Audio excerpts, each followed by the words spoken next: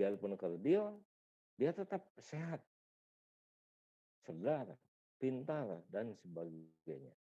Berbeda dengan kekurangan hormon tiroid. Di kekurangan hormon tiroid, yang terjadi adalah metabolismenya yang merosot atau menurun. Akibatnya apa? Akibat dari metabolisme yang merosot, meskipun bahannya ada, dia tidak bisa dengan baik. Sehingga hasilnya kecuali energi juga, kan metabolisme itu diperlukan untuk apa? Untuk pertumbuhan, untuk perkembangan. Perkembangan mulai dari perkembangan otak, perkembangan tulang, perkembangan daging, kulit, dan sebagainya. Karena bahan yang diproduksinya kurang, maka semuanya akan kurang, termasuk otaknya. Sehingga pada pasien atau orang yang kerdil karena hipotiroid, karena kekurangan hormon tiroid oleh satu hal, yaitu kurang produksi, di mana di sini belum tentu oleh kekurangan bahan yodium, tapi biasanya gangguan pada kelenjar tiroidnya. Maka anak ini akan menjadi kerdil, menjadi lemas, ya, dan juga dia menjadi lebih bodoh daripada seharusnya. Daripada hormon tiroid bisa juga terjadi. Jadi pada saat anak sampai dia dewasa normal, sehingga dia bisa tumbuh normal, dia pintar dan sebagainya, seperti orang dewasa normal, tapi ternyata karena suatu penyakit atau gangguan pada kelenjarnya, produk hormon tiroidnya berlebihan. Atau malah kekurangan, tapi sesudah dia menjadi dewasa. Ini perbedaannya. Kalau yang tadi kekurangannya pada saat dia mulai dari bayi, sehingga menjadi yang dinamakan dwarfisme atau kerdil dengan segala kekurangan. Kekurangan tenaga, kekurangan pemikiran, dan sebagainya. Tapi kalau kekurangan ini terjadi pada saat dewasa, atau kelebihan itu terjadi pada saat dewasa, maka yang terjadi adalah hal-hal yang lain. Kalau kekurangan ini terjadi pada saat dewasa, dia sudah tumbuh normal sampai dengan dewasa. Tapi kemudian karena metabolisme tadi berkurang di seluruh tubuh, maka orang ini akan menjadi lamban. Lamban dalam segala hal. Lamban dalam hal kegiatan fisik. Ya, jadi kalau disuruh pelan-pelan jalannya. Karena tidak ada kekurangan tenaganya akibat daripada metabolisme jumlahnya berkurang dari tubuhnya. Sehingga dia lamban juga untuk berpikir karena otaknya juga kurang diberikan konsumsi makanan ataupun oksigen.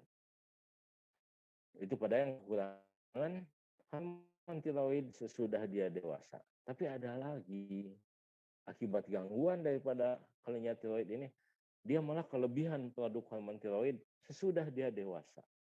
Maka yang terjadi, orang ini akan berdebar-debar terus. Jantungnya akan berdenyut lebih cepat. Ya, karena dia harus memenuhi kebutuhan metabolisme tadi. Dan orangnya akan makin bertambah kurus.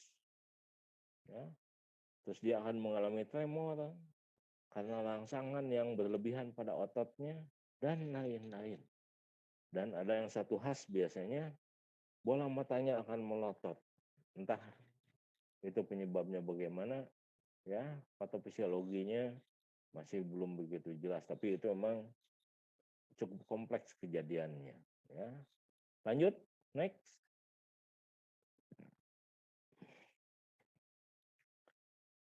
Kita akan lihat di sini satu kelenjar lagi. Tadi saya lupa waktu awal, yaitu yang namanya kelenjar paratiroid. Kelenjar paratiroid ini namanya juga, kalau para itu kan di samping, berdekatan, ya, sama seperti parasit yang kita pakai pada saat kita terjun. Paratiroid ini kecil-kecil, kelenjarnya sebesar ini. Jadi lebih bayangkan kalau tiroid itu 25 gram, ini kelenjar ini lebih kecil lagi. Tapi ada 4 buah, yaitu 2 di atas dan 2 di bawah. Berada di belakang daripada kelenjar tiroid. Jadi kalau kita buka, kita mau lihat kelenjar tiroid, waktu saya operasi itu, paratiroidnya tidak kelihatan karena dia terletak di belakang daripada kelenjar tiroidnya. Ya, jadi ini kelenjar paratiroid 2 di atas dan 2 di bawah. Kelenjar ini memang cukup penting juga, yaitu mengatur kadar kalsium di dalam tubuh. Anda tahu kan apa fungsinya kalsium? Kalsium kecuali untuk pertumbuhan tulang, memelihara tulang, dia juga berfungsi pada kontraksi otot. Kontraksi otot-otot kita ini, otot manapun juga, itu akan memerlukan kalsium.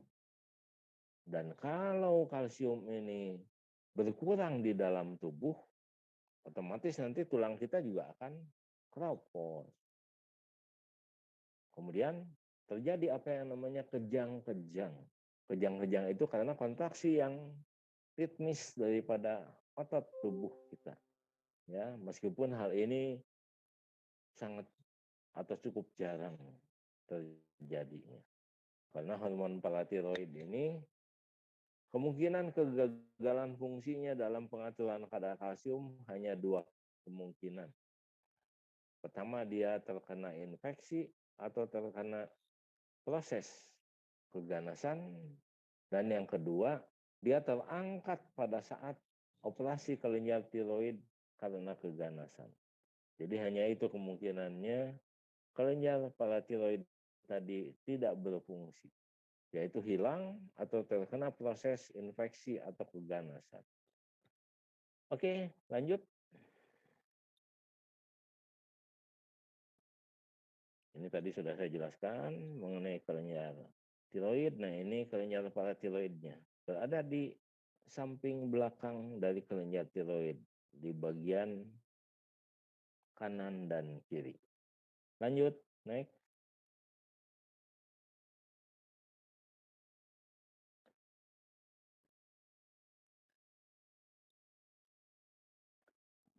Kelenjar selanjutnya adalah yang dinamakan kelenjar adrenal atau suprarenal yang terletak di bagian atas daripada ginjal kanan dan kiri. Jadi kelenjar ini ada 2 ya, kanan dan kiri.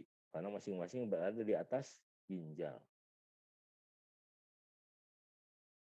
Kelenjar ini kalau kita buka, itu nanti sama seperti ginjal. Dia ada yang namanya bagian tepi atau bagian pinggir, dan ada yang bagian tengah atau bagian medula. Bagian tepi tadi atau bagian pinggir yang dinamakan korteks, dan bagian tengahnya dinamakan medula adrenal. 2 bagian ini menghasilkan hormon yang berbeda. Bagian pinggir atau korteks adrenal akan menghasilkan adrenokortikoid hormon. Sedangkan bagian tengah atau medula, dia hubungannya nanti dengan sistem saraf otonom, yaitu sistem saraf simpatis. Dia nanti akan menghasilkan adrenalin dan noradrenalin. Kita lihat sekarang korteks adrenal. Korteks adrenal atau bagian tepinya atau korteks suprarenal ini akan menghasilkan yang dinamakan adenokortikoid hormon, ya, di mana adenokortikoid hormon ini ada 3. Yang pertama adalah mineralokortikoid, glukokortikoid, dan ketiga adalah hormon seks. Lanjut, next. Yang pertama kita lihat ini adalah glukokortikoid. Dari depannya dengan nama gluko, Anda ingat kan glukosa. Jadi dia berarti di sini akan mempengaruhi metabolisme gula. Contoh daripada glukokortikoid hormon ini yang paling sering digunakan di lingkungan medis adalah suntikan kortison atau hidrokortison. Itu yang dikatakan sebagai suntikan dewa, ya. Sebetulnya bukan suntikan dewa karena dengan hormon kortisol atau hidrokortison ini maka dia akan merangsang terjadinya metabolisme di seluruh jaringan. Sehingga manusia akan bisa menghadapi stres, menghadapi penyakit, dan lain sebagainya. Korteks adrenal yang menghasilkan glukokortikoid tadi, ini produksinya dirangsang oleh apa? ACTH atau adenocorticotropic hormone yang dihasilkan oleh hipofise. Jadi dari hipofise nanti masuk ke dalam darah sampai di kelenjar suprarenal, dia merangsang bagian korteks ini untuk menghasilkan corticotropic hormone. Ya, apa sih fungsinya daripada glukokortikoid, yaitu hormon yang pertama daripada adrenocorticoid hormon tadi? Yang pertama ini adalah memiliki efek metabolik. Fungsinya yang pertama adalah gluconeogenesis. Gluconeogenesis itu dia membentuk gula yang berasal dari bahan bukan gula. Contohnya itu dari protein. Ya, protein itu bisa dirubah menjadi gula pada saat berlebih protein yang masuk ke dalam tubuh kita. Di samping gluconeogenesis, yaitu membentuk gula yang dari protein, akibat daripada pembentukan gula, maka kadar gula darah akan meningkat. Akibat meningkat itu terjadilah yang namanya hiperglikemi atau kelebihan glukosa di dalam darah.